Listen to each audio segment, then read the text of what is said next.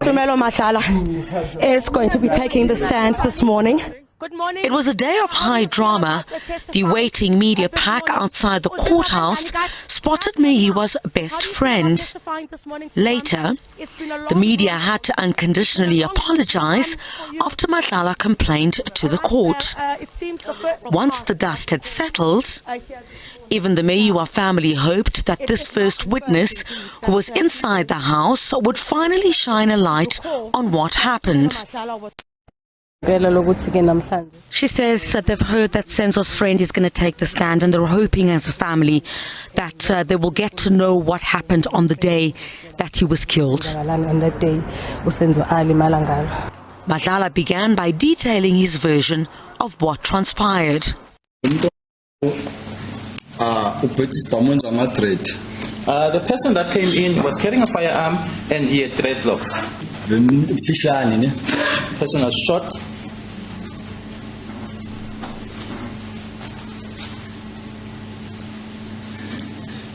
Yes. With big eyes. When this person came out and stood right there at that opening, that person did not say a lot. Yes. Yep. That person didn't say a lot of things, required phones from us and money. Longwell moved from where he was seated and pushed this guy. Okay, that's not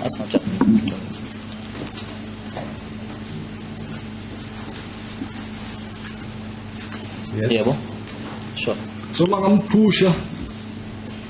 Angazi waphuma so kathi pusha so the bani waphuma ulomfana kakathi okay ulongo so pushe lo muntu waphuma yena okay when he pushed this guy, when Longo pushed this guy, he went out permanently. Yes. Out of the house. That's when Kelly got up. Okay. Yes. Yeah. So namasen I think uKelly wangena kule room la namangisukuma because engine besenesiphithiphithi. Okay. Sengibona the second guy like ishina. Bambe lapho. Also when I got up, because it was now just up and down in the house, I saw now a second guy pointer foot in the kitchen. Yeah.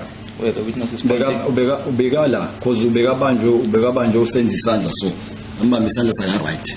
Senzo right. Yeah. He was right there at the kitchen because Senzo was holding this guy's right hand like this. Yeah, when back the sandal. And he was pressing him against the wall. So was he holding the first or the second guy? Okay, it's the third one. It's the third one. No. It's the second one, my lord. Second one. How did you hold him? His right hand like this, my lord. Pressing him against the wall. After he come out with spam, because he kissed me like man. Spam, then there's a man living at a in a bedroom living in point. All right. After the firearm went off, because now the kitchen is small, it was like now my eyes were closed. Sorry.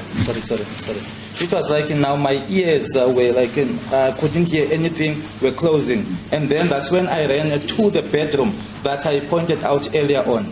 I think umthoko uyo waziwangivulela noma ngespoon or something wavula ngaphandle. I think it was Mtogo. He managed to open the door from me from the outside. I think he used a spoon. Yes, may proceed. So mangiphuma ngizwa wonke umuntu bizigaba la Senzo. And as I came out, I could hear everyone calling out Senzo's name. Mangiya straight dining. Mathola usenza alele between isofa next to la bekhona akila kune stand bese kubilo sofa alele la phakathi kwesofa ne stand. Okay. And as I came out, I went straight to the dining room and I found Senzo laying there. It was just next to where Kelly's mother was seated. See, the witness is emotional. Next to where Kelly's mother was seated, between the couch as well, there's a stand there. That's where Senzo was laying. Told of how they rushed the soccer star to hospital, but were told that he had passed on. So who exactly were the intruders who burst into the house? Madlala shocked the court, pointing out accused number 2 Bongani Ntanzi as the man whom Meyiwa pinned against the wall. Here's this man with the blue t-shirt or green. He's the one that was held there by Senzo. Sorry? He's the one who had the cut beard that was cut or shaved. The defense also tried to dismiss Madlala's version and insists one of the occupants inside the house pulled the trigger that killed Meyiwa. Kelly wanted to give the firearm to the deceased. Do you mind to wait for me to finish and wait for the interpreter? What have changed now? That's when a shot went off and hit the deceased at close range. Kelly wayesefuna unikezela isibhamu asidlulise kuyena ke umufi ila khona ke sase siqhuma khona ke isibhamu eseduze kakhulu. Ayikaze yenzeke leyo. That thing never happened. That never happened. Isibhamu bengekho lo endlini because waphuma wabaleka yena. When the firearm went off, Longwe was not in the house because he ran out. There were also more bombshells from the defense that Meyiwa was having an affair with his then-girlfriend, Kelly Khumalo's sister, Zandi. Madlala also did not deny selling personal photographs he had with Meyiwa to Netflix. When was this money for Netflix paid to you? When? Le mali ya Netflix bakhokhela nini? I think last year. I think it's last year. Did you inform Mandisa Uyowamazisa Mandisa ngalokho? that you have received money after selling the pictures for the deceased? Uyomazisa ukuthi uyowathola imali ngemva kokuthi uthengisa izithombe Or zakhe. after sharing, maybe let me rephrase my lord, after sharing the pictures for the deceased Or ngemva kokuthi ushareise izithombe zakhe umufi with Netflix? uzithumele lapha ka Netflix uyamtshela ukuthi uyowathola imali. Angimazisanga bengasiboni isidingo salokho. I did not inform her. I did not see any need of doing that. I will ask you the reason. For now, I have not asked the reason. Did you inform Mandisa that we have received money after sharing the deceased pictures with Netflix? Azange amtshela. I did not tell her. Okay. Did you give Mandisa anything just to look after for the sake of the child that belonged to the deceased? Just to support, for Mandisa to support that child. Did you give Mandisa anything? Ikhona into ayinikeza uMandisa kakhulukazi masibheke ehlangothini lomntwana ukuthi akwazi ukunakekela ingane phela. Akukho uyayisupportela uMandisa umntana wakhe. No, she's taking care of her own child. But you, after benefiting from the father of that child, Kodwa wena ngemva ukuthi ke uthola umvuzo ngokuthi ke ubenefit kuye lo baba walengane le. did you give any portion to that child, minor child of the deceased, who was your best friend? Uye wayinika lengane encane ke imali lengane yomngane wakho lo best friend. Angicabanga ukuthi kwakufanele ngikwenze lokho. Mhlambe ifamily yakho senza kumele ikwenze lokho. I don't think that I was supposed to do that, but I think that is Senzo's family that was supposed to have done that, not myself. Did you give the child, did you share money with the child? Uye wayishare le mali nalengane. Angisheranga nomntwana bekuyami mos. It was my money. Am I correct to say you were best friend with Senzo when he was still alive, and immediately when he was shot, you were no longer a best friend? Ngiqinisele ngithi wena uyi best friend yakho uSenzo ngesikhathi asaphila kodwa ke ngemva kokuthi adutshulwe wongasese yi best friend yakhe. Mayesho kanjalo indlela abona ngayo mina ngikwazi kanjalo. If you say so, that's your own speculation. I don't see it that way. Yeah, then what's your response to what I'm saying? So uPaula uthini kule nkulumo eqhamuka kuyo That you were no longer, you ceased to be a friend to the deceased immediately after he was shot. You were a friend when he was still alive.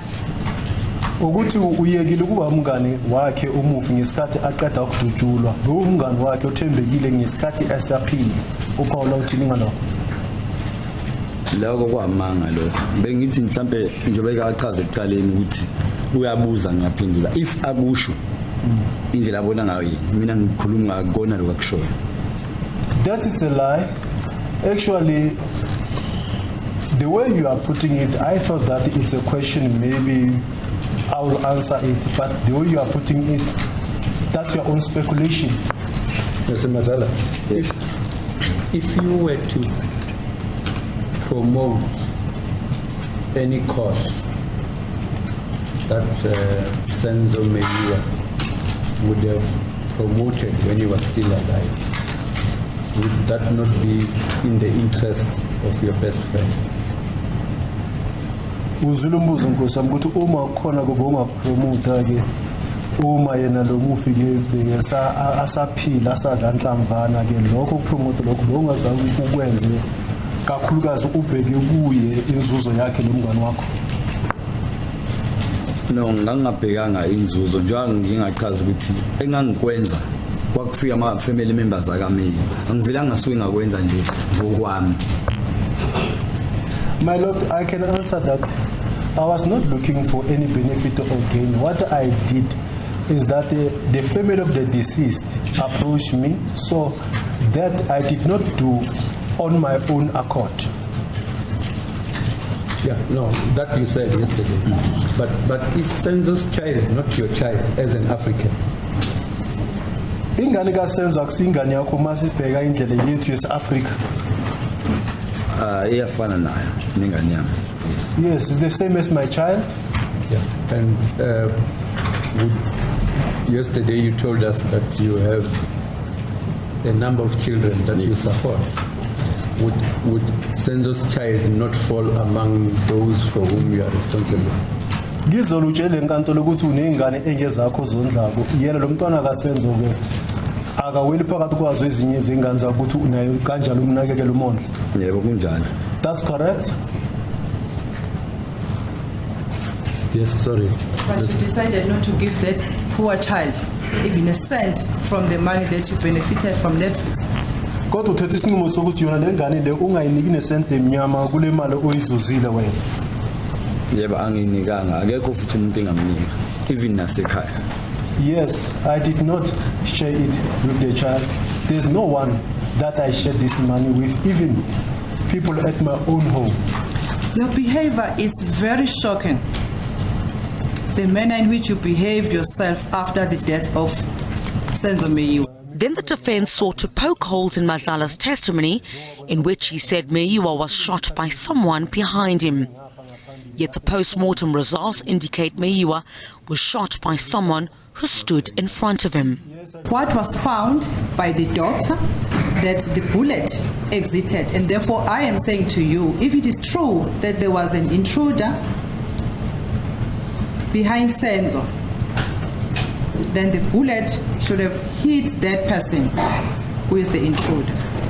After Madlala was done, a second witness who was inside the house was due to take the stand, but then the case was abruptly postponed to next year. This due to accused number 1 and 2 bringing new counsel on board.